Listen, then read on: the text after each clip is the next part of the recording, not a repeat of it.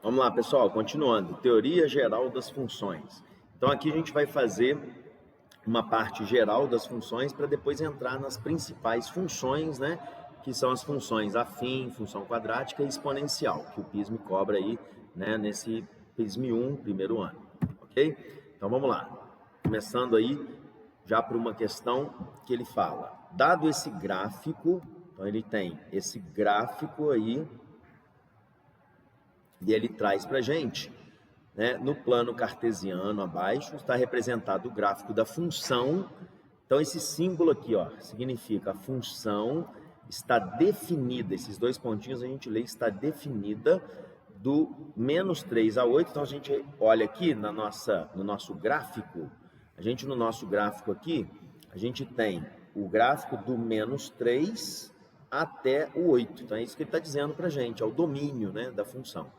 E essa função está levando esses valores para o intervalo menos 2 a 7, que é o y ali, né? Que é a nossa imagem. Então ele mostra isso no gráfico, no eixo x e eixo y, domínio e a imagem, no caso ali, que na verdade é o conjunto contra domínio, né? A imagem são os elementos associados aos elementos do domínio, no qual estão destacados pelo gráfico. Ok. Então ele pede nessa questão, olha lá, seja K f de menos 3 mais f de menos 1 mais f de 3 menos f de 4 mais f de 5.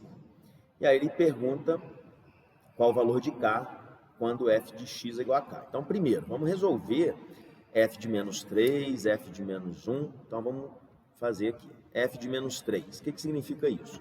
Eu quero saber o y quando x vale 3, menos 3. Então, se a gente olhar aqui no gráfico, ó, o y do menos 3 é o menos 2. Então, o f de menos 3 é menos 2. O f de menos 1, o menos 1, ele está sendo levado lá no 3, ó. Se você olhar lá em cima, 3. Então, f de menos 1 é 3. O y do x menos 1 é 3. Também temos ali f de 3. Então, eu quero saber qual o y quando x vale 3. E aí, muito cuidado, essa bolinha aqui está aberta, então significa que esse ponto não está no gráfico. Então, ele passa e chega, na verdade, lá no 7. Então, o f de 3, ele é 7, cuidado, não é 6, ali está a bolinha aberta. E f de 4 é quando x vale 4, o y vale 4 também. E f de 5 é quando o x vale 5, o nosso y vale 2. Então, essa expressão k, ela é f de menos 3, então vou colocando aqui, menos 2, mais f de menos 1, mais f de 3, menos o f de 4, que é 4 também ali, e mais o f de 5, que é 2. Então, esse K vai ser menos 2 mais 3 é 1, 1 com 7, 8, 8 menos 4, 4, 4 mais 2, 6. Então, esse K, ele vale 6. Ok? Então, ele fala aí na questão qual o valor de x quando f de x igual a K. Então, ele está perguntando, né? F de x igual o valor de x, né? Quando ocorre isso aqui, f de x quando dá 6. Então, na verdade, ele está perguntando qual o x que me leva no y igual a 6. Então, vou olhar lá, fazer de outra cor aqui, hein? De verdinho. Y igual a 6 está aqui, ó. Então, eu quero saber qual o x que foi levado nesse y. Então, basta eu olhar no gráfico, ponto, e achar o x correspondente, que nesse caso é 1. Então, x igual a 1 vai ser o valor que é levado no y igual a 6. Ok? Então, isso é o que está na nossa letra E. Então, essa parte inicial de função, ela é importante na leitura de gráfico, saber, dado um x, descobrir seu y e vice-versa. Dado o y, ver qual x que foi levado nele. Beleza? Então, uma questão aí que a gente envolve essa parte gráfica de introdução à função. Certinho? Uma segunda questão ela vai trabalhar também alguns conceitos aí, né, como função crescente, máximo mínimo, função decrescente, quantidade de raízes, etc. Então vamos olhar a questão. Então ele dá para gente o gráfico de uma função de R em R. Então novamente, o que significa isso? Função definida do conjunto real para o conjunto real. Significa o quê? Que a gente tem um conjunto que é o domínio, que é o conjunto real, e ele está sendo levado em outro conjunto, que é o contradomínio, que também é o conjunto real. Então, essa simbologia representa isso, que você está pegando um conjunto real e levando no outro conjunto real a partir de uma lei qualquer. Né? Então, ele dá o gráfico para a gente e começa a discutir. Então, vamos lá. Item 1. O item 1 diz o seguinte: a função possui duas raízes racionais. Então, ele mostra aqui para gente duas raízes racionais. O que é raiz? Raiz ou zero de uma função, raiz ou zero de uma função é o valor de x que torna a função igual a zero. Então, função y igual a zero significa em cima do eixo x. Então, se a gente olha aqui em cima do eixo x, a gente vai ter essa raiz, isso é raiz, é quando o valor de x, quando o y vale zero.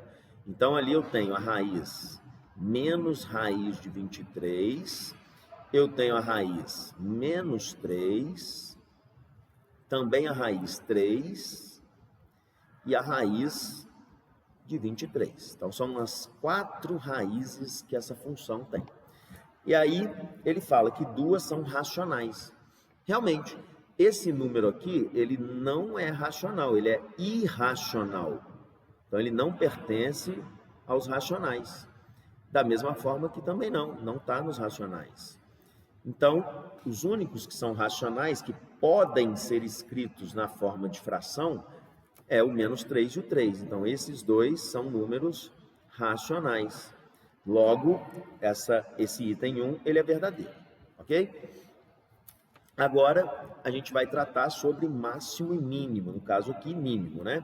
A função f assume valor mínimo. Muito cuidado, valor da função, valor da função. Quando a gente fala em função, a gente tem que pensar em y. Então, ele está falando que a função, o valor mínimo é quando o x é menos 3 e quando o x é 3. O valor mínimo, ou seja, o menor y possível, ele é nesse valor aqui, que ele não foi dado até na questão. Então, o valor mínimo da função é esse y aqui. E quem leva o x que leva nesse y é o 4, né, que ele vem aqui no ponto, e o menos 4. Então, não é 3 e menos 3, é 4 e menos 4. Então, esse item, ele é falso. E o item 3, a função f, ela é crescente. Então, vou só apagar aqui, só para a gente marcar no gráfico. Onde que essa função ela é crescente? Vamos marcar aqui. Então, ela é crescente nesse pedaço do gráfico aqui e nesse pedaço aqui também, né? Ela é crescente nesses dois intervalos. E aí ele está falando que ela é crescente em qual x, né? A gente sempre fala em x. Então, ela é crescente no intervalo menos 4, tá certo? Até esse valor aqui lá de cima, né? Que no x dele é 0. Então, de menos 4 a 0, realmente essa parte do gráfico ela é crescente. Então, tá correto. Menos 4 a 0, união, estou juntando com outro intervalo. Qual outro intervalo? De 4, que está aqui, até esse ponto aqui, que é um valor após o raiz de 23, né? Supondo, se esse gráfico realmente ele continua, que é o que a gente imagina aqui, isso vai continuar até o mais infinito. Então, realmente, isso aqui é verdadeiro. Então, ela é crescente, está correto nesse intervalo. E ela vai ser decrescente nos outros dois intervalos, que vem lá do menos infinito, está correto, até o menos 4. Então, ela vem nesse pedaço aqui, ó. Realmente, ela é decrescente. Ela vem lá do menos infinito e para ali no menos 4. Então, Está correto, ela é decrescente nesse intervalo. E o outro intervalo, que é esse aqui, também é decrescente, vai ser do 0, é o x que a gente responde sempre, do 0 até o 4. Então, eu juntei os dois pedaços, união. Então, esse item verdadeiro também. Então, essa questão, a gente tem essa primeiro e terceiro itens verdadeiros. Beleza? Então, essa questão, ela trabalha com a gente, essa parte introdutória de função, né? A gente trabalha máximo, mínimo, função crescente, decrescente, etc. Ok? Então, a primeira e terceira foram verdadeiras. Essa é a nossa questão. Beleza? Agora a gente inicia as funções especificamente, né? A gente vai pegar as funções e começamos aí pela função afim. A função afim, tá aí um resuminho para vocês olharem com calma. Ela é a função que a gente descreve, né, a lei geral, ax mais b. Ax mais b, onde esse a chama coeficiente angular e o b linear. A gente sabe que o gráfico de uma função afim é uma reta crescente ou decrescente, né? E se esse a for 0, a gente tem, na verdade, uma função constante. Então, é uma reta paralela ao eixo, aqui, ó, embaixo aqui, paralela ao eixo x. Então, a função crescente, a gente lembra que é quando a é positivo. A função decrescente é quando a é negativo. Beleza? E a função constante, o a é 0, ficando apenas a letra b aí. E aí, novamente, passando aqui, raiz é quando o y é 0, é o x quando o y é 0, coeficiente angular é o a, coeficiente linear é o b, ok? Então, a partir desses conceitos, a gente consegue trabalhar as questões que a gente começa a ver a partir de agora, certinho? Então, vamos lá. Exercícios, primeira questão. PISME 2020. Então, ele fala o seguinte nessa questão. Um tanque é abastecido por uma torneira e o volume de água em milhares de litros em seu interior é dado por essa função, V1 de t igual a 3t mais 13, onde t contado em horas a partir do instante 0, em que a torneira é aberta. No instante t1, em que o volume de água atinge a capacidade máxima do tanque, a torneira ela é automaticamente fechada e imediatamente um registro é aberto, permitindo que a água acumulada nesse tanque abasteça caixas de água menores. A partir do momento em que esse registro é aberto, o volume de água no tanque passa a ser descrito pela função 2, que é menos 2t mais 58, para t após o tempo 1, né? Que é o tempo que ele fala aqui, né? Esse tempo 1, que é no instante em que ele vai abrir, né? Abrir a torneira para distribuir essa água do tanque com capacidade máxima, né? Até que ele fique totalmente vazio. Então, na letra A, ele pergunta, calcule a quantidade máxima, a capacidade máxima do tanque. Então, o tanque está cheio, então a gente tem aquela função lá, 3t mais 13, que é a entrada de água no tanque. Então, essa função, no momento que vai começar a esvaziar, ela vai ter que obedecer à função 2. Então, a gente vai ter que igualar essas duas funções. É o momento em que as duas funções são iguais. Encheu e vai começar a esvaziar. Então, nesse momento, a função V1 é igual à função V2. E aí, resolvendo essa equação, passo o 2t somando, vai dar 5t, e o 13 subtraindo. 58 menos 13 vai dar, a gente vai ter aí, 58 menos 13 vai dar, peraí, deixa eu ver se eu copiei certo, sim, copiei certo, 40, né? 45. Ok? Então, esse tempo aqui vai ser 45 dividido por 5, 9. Então, são 9 horas para você ter esse tanque cheio com a capacidade máxima, né? Só que ele pergunta para a gente a capacidade máxima, não o tempo. Então, a gente tem que pegar isso e substituir em qualquer uma das funções, porque nesse momento elas são iguais. Então, eu vou substituir, por exemplo, na primeira. 3 vezes o t, que é 9, mais 13. E aí a gente vai obter 27 mais 13, que são 40. Essa é a capacidade, ou seja, 40 litros que ele fala na questão. Só que ele fala milhares de litros, então é 40 mil litros. Então vamos melhorar aqui, só para não ficar escrito por extenso, vou colocar numericamente aqui. Então a gente tem aqui 40 mil litros, ok? Então essa é a nossa letra A. Então volume máximo 40 mil. Na letra B, ele fala: em quanto tempo o tanque estará vazio depois de fechada a torneira e o registro aberto. Então ele vai esvaziar na função 2, né?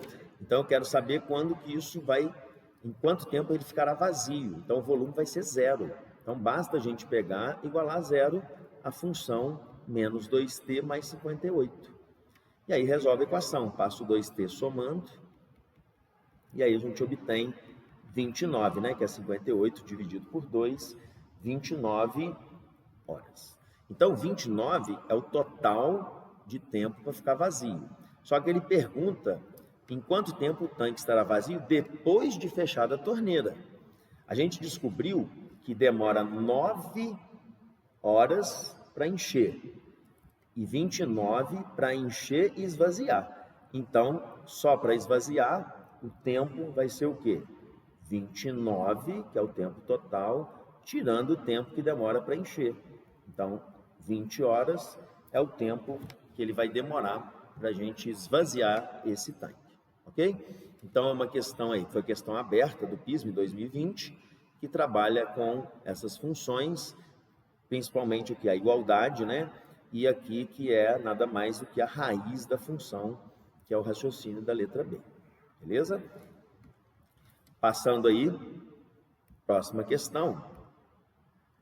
A gente tem aí uma questão da UERJ 2026, que ele fala: para a fabricação de 1000 embalagens, lendo a questão aqui, ó, vamos grifando, 1000 embalagens, uma indústria teve um custo inicial de R$400, somado ao custo de R$3 por unidade produzida, sendo cada embalagem vendida por R$6.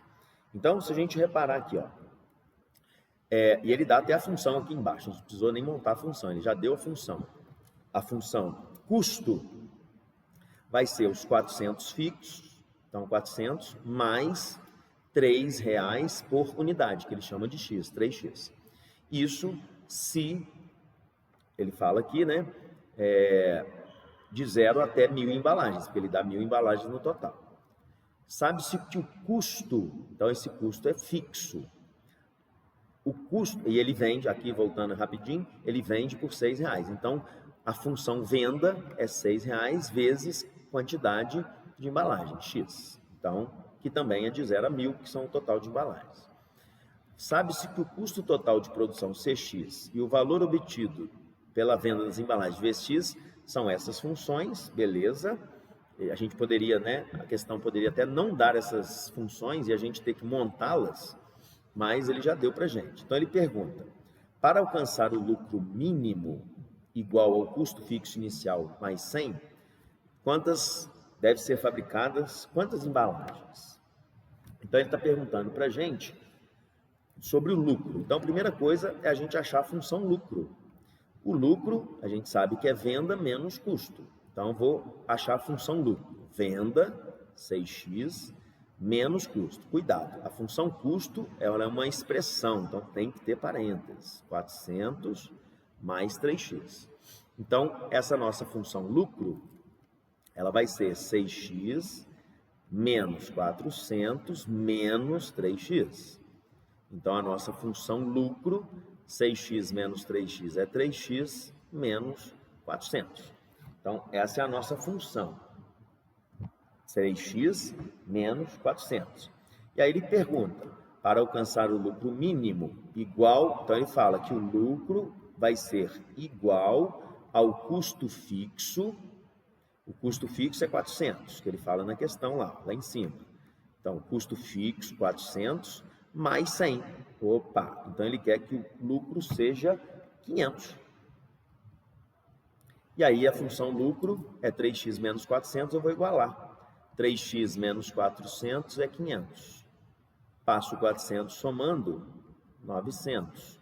E ao dividir por 3, 900 vai dar 300.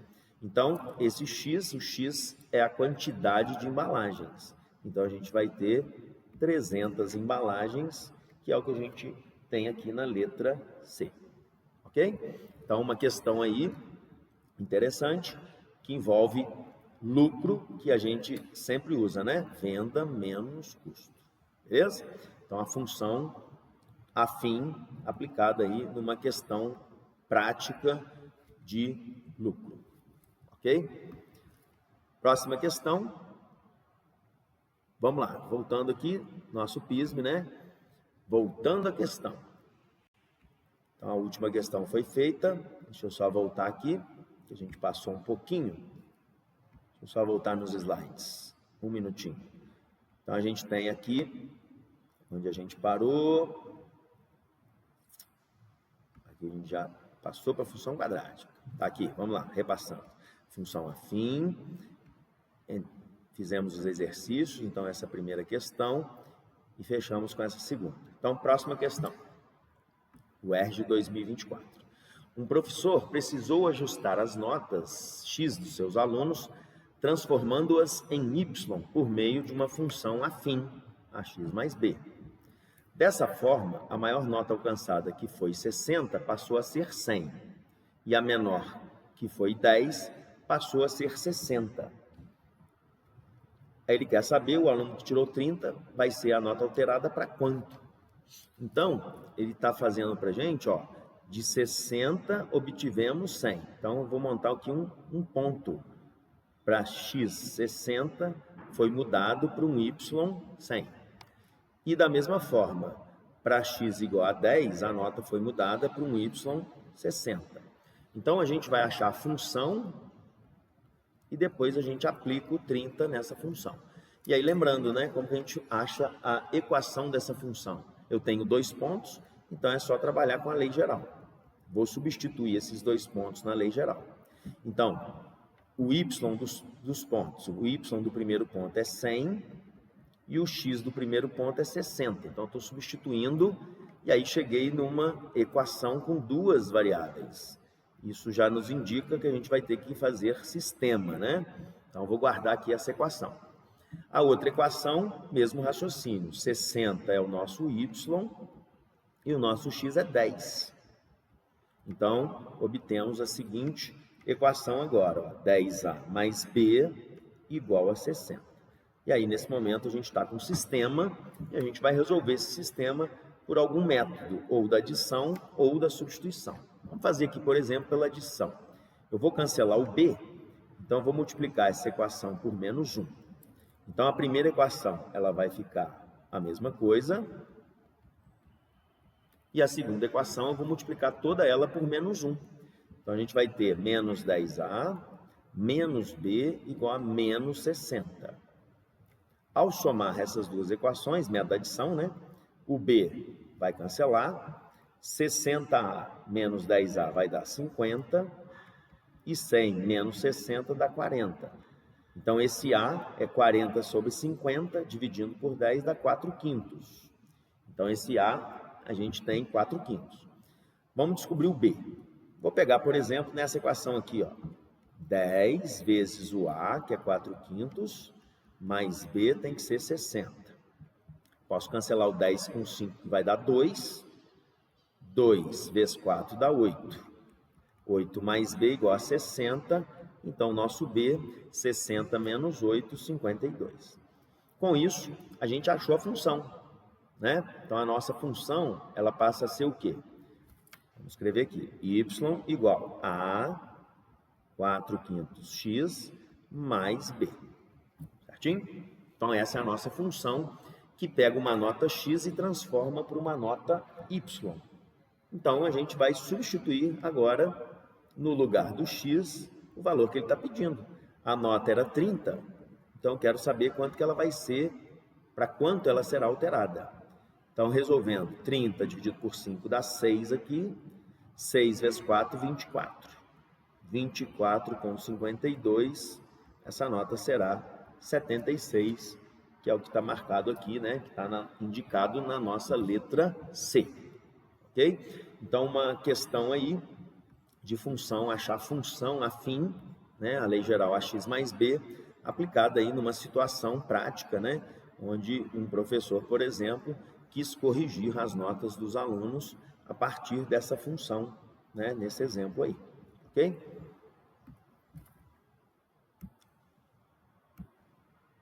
Então, questão da UERJ 2024. Próxima questão, a gente tem duas funções, né, de primeiro grau, e a gente quer afirmar aqui o que eles estão falando. Então, vamos olhar aqui os itens, né, as letras. Vamos começar, por exemplo, pela letra B. Essas duas funções são crescentes.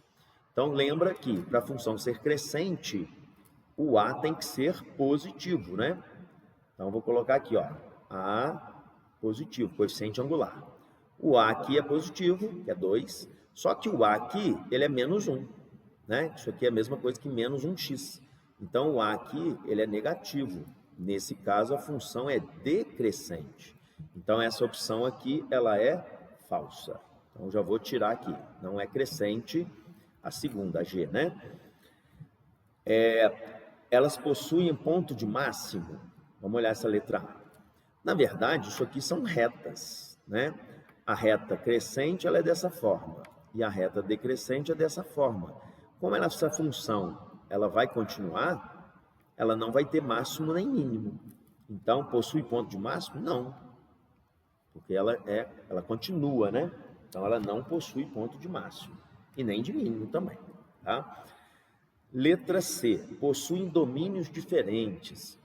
O domínio, na verdade, é o valor de x que pode ser usado nessas funções. E se você olhar aqui, qualquer x pode ser substituído aqui. Então, a gente fala que o domínio é real. Da mesma forma aqui, você pode substituir qualquer valor real. Então, os domínios, que são os valores de x, são os mesmos. Eles não são diferentes. Então, aqui também ela é falsa, ok? Tem um ponto 1,5 em comum. Daqui a pouquinho a gente faz, que a gente tem que fazer as contas. E suas representações gráficas não se encontram, não se intersectam. Vai ser uma das duas. Ou elas se intersectam, elas se encontram no ponto ou não se encontram. Então, a letra D e a letra E, a gente vai resolver aqui agora. Então, a gente vai conseguir decifrar aí, né, qual que é a solução da nossa questão. E quando você tem duas retas que se encontram, significa o quê? Que esse x é o mesmo para as duas e esse y é o mesmo para as duas. Então, a gente tem o y aqui das funções, então eu vou igualar esses y, eu vou igualar as expressões. Então, a função, primeira função, o y dela, tem que ser igual ao y da segunda função. Estou usando aqui que os y são os mesmos na interseção. E aí eu vou cair numa equação, né? 2x mais x dá 3x, 6 menos 3 dá 3. Então, o x aqui vai dar 3 dividido por 3, 1. Ok, então esse x aqui é como se fosse o número 1. Então, eu tenho que achar agora o y. Basta substituir em qualquer uma das funções, porque é o mesmo y para as duas, né? Então, o y aqui, vou pegar na primeira função, por exemplo, 2x mais 3, e vou substituir esse x igual a 1. E ao fazer essa conta, a gente obtém o y igual a 5. E realmente, o ponto comum, então, ponto, lembrando que ponto é sempre x com y, vai ser 1 com 5, que é a resposta da letra D. Consequentemente, essa é falsa porque elas se intersectam, né? Elas se encontram. Então, a letra E é realmente falsa. Então, uma questão aí que envolve a interseção de duas retas. Sempre igualar as funções para descobrir a interseção. Na verdade, a interseção de quaisquer gráficos, né, de quaisquer funções, é sempre isso. Colocar a igualdade das funções, ok? Mais uma questão aí, uma questão que foi aí da EPICAR 2023, uma questão interessante, que ela trabalha aí a ideia de, aqui eu coloquei na próxima página também a continuação, que é uma questão um pouquinho maior, então vamos dar uma lidinha na questão. Uma determinada loja pratica seus preços em reais para a venda em quilogramas do aço, de acordo com essa tabela aí. Então ele fala, faixa 1, se ele tiver até 200 quilogramas, o preço vai ser R$ 12,00 por quilograma. Agora, se passar, né, se essa loja vender de 200 a 500 quilogramas, vai ser R$ 11,00 por quilograma que excedente, ou seja, que ultrapassou aquela primeira faixa. Por quê? Você paga pela primeira faixa e não vai ser cobrado novamente.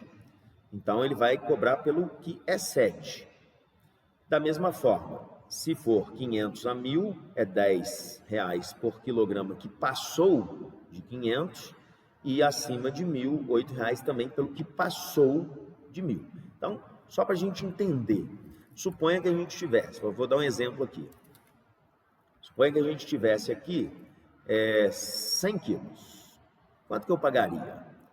R$ 12,00 vezes o valor 100 quilos. Não vou nem fazer a conta, só mais a ideia aqui da questão. Então, mas que vai dar ali, né? 1.200. Então, você paga ali, estaria na primeira faixa. Suponha que eu tivesse 210 quilogramas. Então, como que eu vou calcular aqui o valor?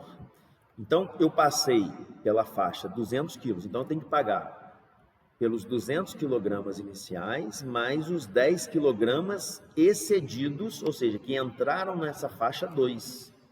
Então, eu pagaria 200 quilogramas no preço R$ 12,00 cada quilo, e o que passou de 200, que é esse excedente, que são 10 quilogramas, eu vou cobrar R$ 11,00. Então, seria essa conta. Então, é dessa forma que funciona, né? O excedente é o que entra naquela faixa.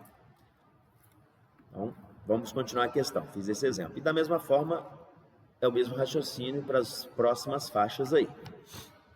Então, ele fala na questão. Observe que à medida em que a quantidade de aço em quilogramas aumenta, o valor em reais por quilograma que excede a faixa anterior fica mais barato. Ou seja, o cliente que comprar 600 quilogramas, ele pagará qual valor? Então, o valor que ele vai pagar é o exemplo aqui que ele está fazendo.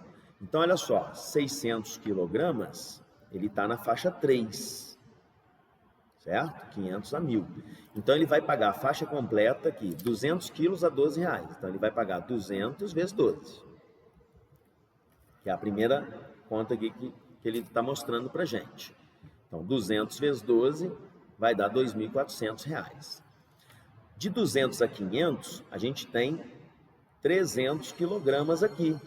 Então, eu vou cobrar 300 quilogramas no preço de R$ 11,00, dando aí 3.300. E aí, que é o que está aqui, ó, vezes 11. Como ele está dando exemplo de 600, eu já tenho aqui 200 quilogramas da primeira faixa com 300 da segunda, já tem 500 quilogramas. Então, o excedente são 100 quilogramas nessa faixa agora. E esses 100 quilogramas custam R$ 10,00. Então, 100 vezes 10, 1.000, que é o valor que ele coloca aqui. Ok? 100 vezes 10. E aí ele fez a conta para exemplificar esse raciocínio. Ok? Então, vamos lá ver o que a questão vai pedir, o que ela vai solicitar para a gente. Então, a questão repetiu o quadro aqui e ele pergunta qual a função que associa, né, o valor total com a quantidade Q acima de 1.000. Então, ele está lá na última faixa, ele pegou acima de 1.000, ok? Então, o valor que eu vou pagar vai ser o quê? Então, vamos lá. Se é acima de 1.000, eu passei pelos 200 quilogramas da primeira faixa. Então, aqui eu vou cobrar 200 vezes 12. Então, isso aqui já é a primeira parte, 200 vezes 12. Mais. Aqui eu tenho, então aqui 200 quilogramas. Nessa faixa eu tenho de 200 a 500, eu tenho 300 quilogramas. Então eu vou cobrar 300 no preço de R$ 11,00. Passei por essa faixa completa. De 500 a 1.000, a gente tem 500 quilogramas, sendo cobrado R$ 10,00 por quilograma. Então a gente vai ter aqui 5.000, né? O 500 vezes 10. Até esse momento, a gente já tem 200, 300 e 500, ou seja, a gente tem 1.000 quilogramas. Então, acima de 1.000 é o que vai ser cobrado R$8. Então, eu vou cobrar R$8 pelo que passou de 1.000, ou seja, a quantidade menos 1.000. Menos 1.000. Porque eu já paguei os 1.000 quilogramas. Eu não posso pagar R$8 de novo, porque já foi pago. Então, eu tenho que pegar a quantidade total, tirando os 1.000 quilogramas que já foram pagos. E aí eu vou fazer essa conta e simplificar. Então, a gente tem aí, 200 vezes 12, que vai dar 2.400, mais 3.300, 5.000, e aqui eu vou fazer a distributiva, né? 8Q menos 8.000. Então, essa nossa função V, valor total, vai ser 8Q, e aí eu vou fazer as contas aqui. 2.400 mais 3.300, 5.700. Mais 5, 10.700. 10.700 menos 8.000 dá 2.700.